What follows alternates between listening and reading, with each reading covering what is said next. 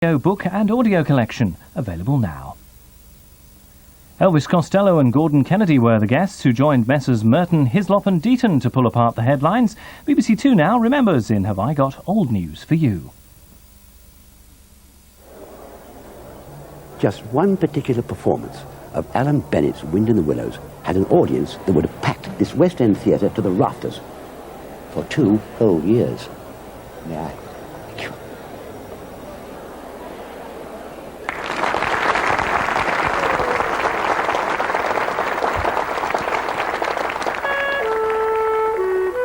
The mole had been working very hard all the morning, spring cleaning his little home.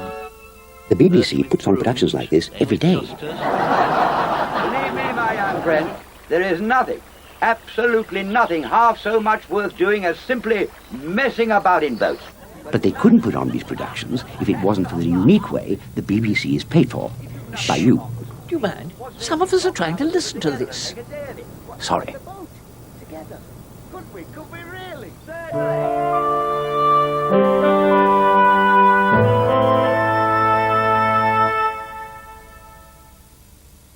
The Comic Relief football team complete their tour of Africa in 50 minutes here on BBC One, and it seems they've saved the hardest match until last.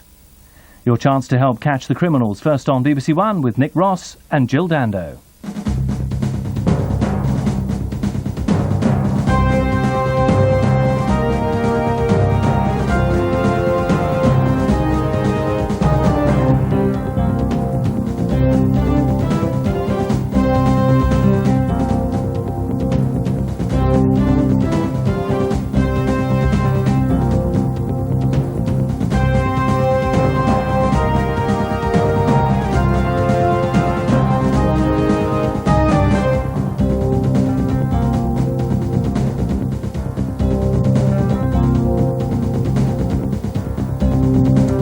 Welcome. Between 8 and 10 million people join forces across the United Kingdom in the next 45 minutes to help solve some of the country's most serious crimes. The hunt for a man with a clipboard in Crossgates in Leeds. Passers-by have helped to reconstruct the goings-on outside a front door where a murder was committed. The search for a chilling armed robber in Wythenshawe in Manchester. He casually shot a man to persuade a guard to hand across some money. And images of a man rummaging through a rubbish tip in Salford a short time before a passer-by was abducted and raped. But first, there's growing concern in Birmingham where a sex offender is launching attacks on women almost daily. 3 times in a weekend, 19 times since December. Now, this appeal tonight is to try to stop a one-man crime wave. They're all serious assaults against women, usually involving robbery or sexual humiliation. And there's a level of gratuitous violence that it seems is getting worse. So far as is known, he started on the 12th of December, and the second attack was 2 weeks later, on Christmas Day. Now, they've all taken place on arterial roads on the outskirts of Birmingham and Kidderminster. He approaches women at bus stops, sometimes even if there's more than one woman present.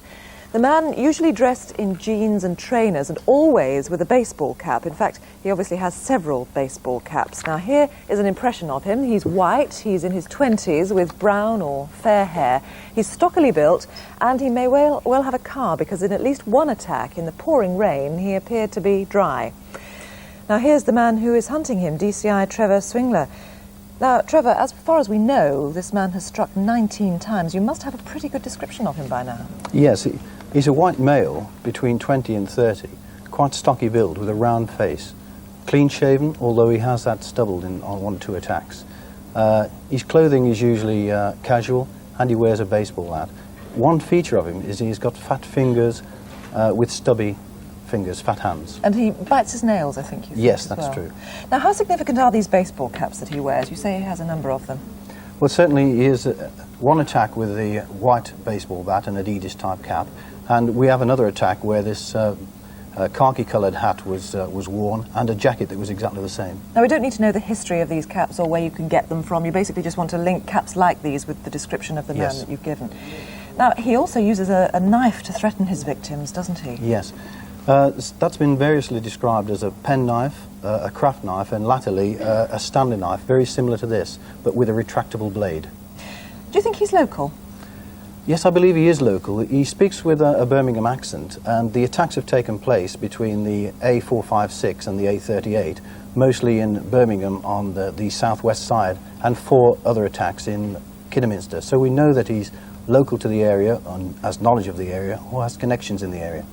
What time of day do these attacks take place generally? Since January, they've been in between 5 p.m. and 10 p.m. at night. So we'd like to know what's happening to him during the day, up until 5 p.m., and why the attacks stop at 10 p.m. Does he go anywhere? Has he got a job, night duty or something like that? Now, all of these attacks are serious, as we know, but are they in any way getting worse, to your knowledge? Well, he seems to be getting very confident and very complete with the way that he actually carries out these attacks. We're very concerned that he is a violent man and must be caught. Absolutely. As we say, please just link the man with the description of these caps. We don't need to know where you can buy them or where you can buy a Stanley knife. Do call us. There is a reward here as well if you think you know who this man might be. 0500 600 600 is our free call number directly to the